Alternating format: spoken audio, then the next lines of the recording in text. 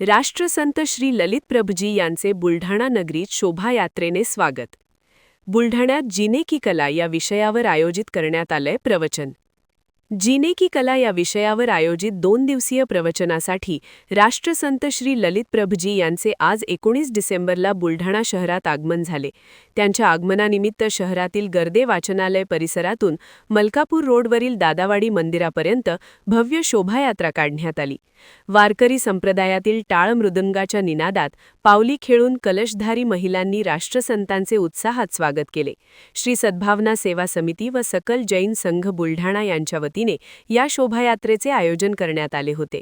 Buldhana urban residency समोरील प्रांगणात आयोजित 2 दिवसीय प्रवचनाचा बुलढाणेकरांनी लाभ घ्यावा असे आवाहन आयोजकांच्या वतीने करण्यात आले आहे.